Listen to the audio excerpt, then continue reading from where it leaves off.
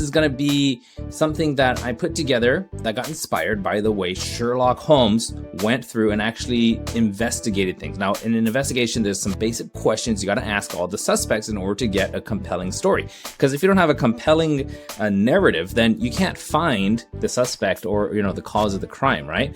And also, you're not going to be able to put together a great story that's going to turn into a novel. Just no hustle, worship here, we're a different breed. Action is what we got if action is what you need. Content capitalists, we're breaking the mold. Cause the old ways fade, new stories to be told. So content capitalists, get to the prize. So let's jump into this real quick. It's called the Sherlock Framework, and you're going to see real quick why I call it that. This has been super effective. And when I say effective, then what I mean is that this has been the formula that I've created a whole bunch of ads with. Whole bunch of ads that have gone organic, viral, also have been turned into paid media that went into a top of funnel type of situation that generated many, many millions of dollars for my clients. But let's jump into what exactly is it. So again, we got the 3 acts going on. We got act 1 where we create some tension, right? And we got act 2 where we release and deliver that tension, and act number 3 where there's a resolution. So this may look familiar to you, but act 1, we're going to ask who and what. It's 2 questions, right? We talk about the who, the what. Act 2, we talk about why and when. And then we end it off with how. So because you can see here that there's 5 questions. If we could answer these 5 questions effectively, then we have the entire framework. There's 5 questions we've got to answer. Who, what, why, when, how. Now, let's talk about why does it work? Well, I just explained it. It's 5 easy questions. If you could answer 5 questions, you got the framework. I'll show you how to answer them. We have specific constraints, which I'm about to share with you in a second.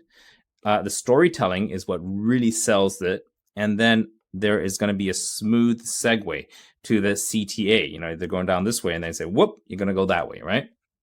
So let's break down how to actually do this. So first of all, we're going to talk specifically about a person, all right? So in every Sherlock Holmes story, there's always a person who's behind, the story, the person who's the mystery person. We can't figure out, who's the actual victim or who's the actual perpetrator and stuff like that. So this person, who is he, right?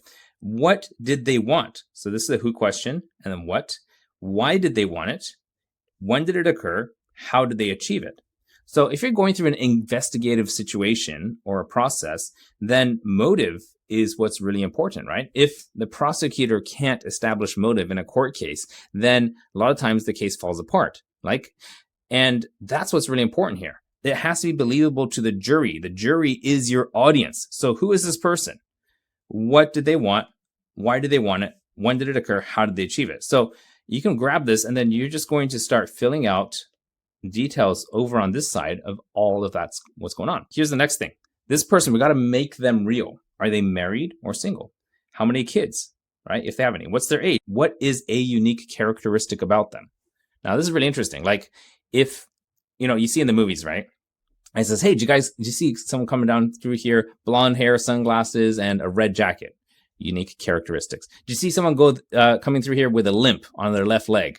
Or, the one-armed man? These are unique characteristics.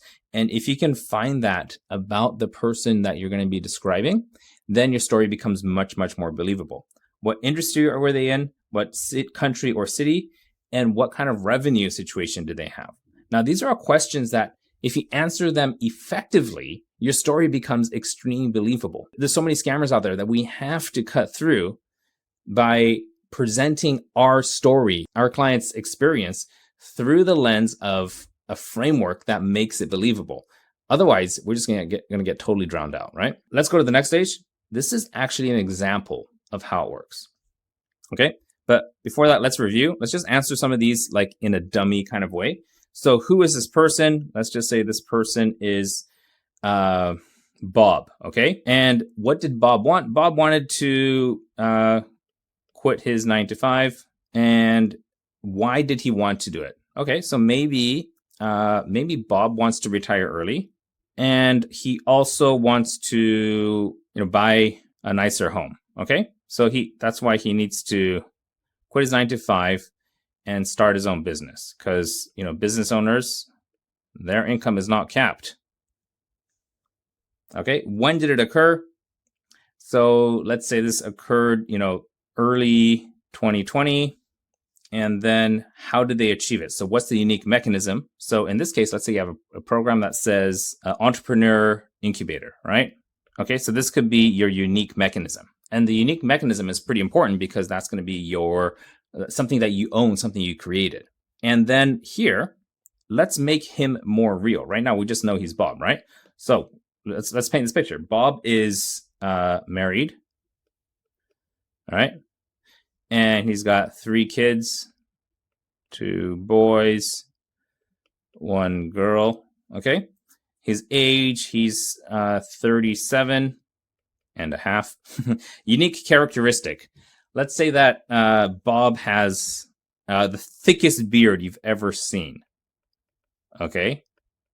And this is what I mean by unique characteristic. It can be anything as long as it feels like a detail that will be unique to them. You could say he's got the thickest beard. You could say he's got huge biceps. You could say he's got a funny laugh. He laughs funny. Okay, so what is it that's going to make people start painting a picture in their heads about them? What industry was he in? So let's just say that his 9 to 5, he was an accountant. Okay, and city and country, San Diego. Okay, that's just the place that comes to mind. And his revenue, he was making like $90K per year in his job, okay, as an accountant. So now this person is starting to appear more real. So what I want you to do is actually fill this out about a client, like somebody who got a result by working with you, somebody who you coached, somebody who went through your course, somebody who is a client. Like if you're in accounting, if you're in business services or cleaning even, what is that client's details? Put it all down there. And do you notice something? I did not put any names here, no identifying factors, because I didn't have time to go ask Bob permission to use him as an example. Therefore, I'm leaving out his specifics of his name, so he's not identifiable. But all the facts there, if I did have the client named Bob, I want to make it absolutely accurate. Okay, so here's the actual script. Okay, so who? So I pre-scripted this following this framework. Okay, meet Jenny, a fierce single mom in the heart of Texas. What? For years, she wrestled with her weight, and it was a constant source of embarrassment. She wanted to jump back into the dating pool, but her confidence was at rock bottom. She thought she wasn't attractive enough, which was such a bummer. Why? So going to why. She was ready to feel good about herself again and have fun on the dating scene, but she needed a confidence boost. When? About 6 months ago, she took the plunge, clicked on an ad, and fully committed to a 90-day accountability program that was all about getting her to do what she already knew she needed to. So this is when it happened. And then how? How did it happen? It covered everything. What she ate, what she drank, her workout routine, you name it. And in just 4 months, she was feeling confident enough to go on dates again. Now, here's where I want to highlight something. What we've done here is we've actually gone and talked about the details of the program, just enough so that people feel like, oh, they're getting a little peek behind the curtain, right? It covered everything. What she ate, what she drank, workout routine. And in 4 months, and that's the time constraint, she was feeling confident enough to go on dates again. Though she's still single and ready to mingle, her confidence is through the roof. The biggest win? She's learned to hold herself accountable and continues to rock her healthy habits. That's her new lifestyle, and she's loving every bit of it. Okay? And that's it. What you may have noticed there is that I didn't end it with like, and she, won Miss America or something like that, because that's an unrealistic thing. What you want to do is, as you share testimonials, if every single one is an off the charts result, right? Like of what actually happened, then people are going to stop believing you because, realistically, we know that like an 80 to 90% success rate is really, really, really high. But if you only show amazing results all the time, then people will stop trusting you as much. So what you want to do is show the average results and amazing results. Like what's the average person that works with you? What kind of results are they going to get? In this case, she didn't, turn into a supermodel. She didn't go get married. What happened though was her confidence went through the roof and she followed the program. We gave them a sneak peek. So again, what we've gone through here is just answer those questions. Who? Jenny. The who is Jenny. What? Wrestled with her weight, right? And a little bit of details behind that, right? Why? She wanted to get back on the dating scene. When? 6 months ago. And she took a 90-day plan, right? How? This covers what was inside the program. And then a bit of detail about where she's at right now. that's it, guys. So here's a few tips I want to give. But first of all, guys, go ahead.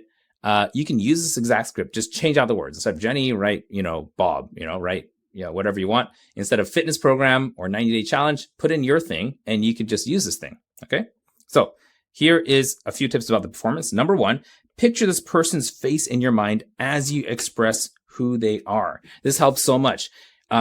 I have clients, and whenever I talk about them, I make it a point to actually picture them right there in front of me as I'm describing them. Now, if I'm going to say something that's a little bit ambiguous or maybe not extremely clear, then I'm going to feel a little bit embarrassed about saying in front of them, right? So I want to make sure that I'm super, super clear on what kind of work we did and like how we help them. And if I feel too embarrassed to say it right in front of them, then I'm not going to make that video, or I'm going to dial it back until it's something that they'd be happy with me sharing. That's one. And the second one is like if somebody's had a transformation financially or with their body weight or fitness, and I envision that result right in front of me, then it gets me so much more excited, and you can hear it in my voice as I do it. So picture that person as you're describing them. Okay. Here's number two, relive the transformation as you talk through it. You can feel the weight coming off of your bones. You could feel the stress of finances lifting off your shoulders. I want you to feel it as you say it, then it'll show up all over your face and your body. Okay. In Act 2, express emotion as you describe the why. Okay. So let's go back to the example on why. Okay. She was ready to feel good about herself again, have fun, but she needed a confidence boost. These are all emotion words, and I dropped those in there because if people don't feel something, then all you have is a list of facts. Okay. Now describe the constraint in order to avoid being too vague in your stories. So the constraint was, when did she start? How long did it take? Time constraints are really, really important. And act number 3, talk about the results attached to emotions.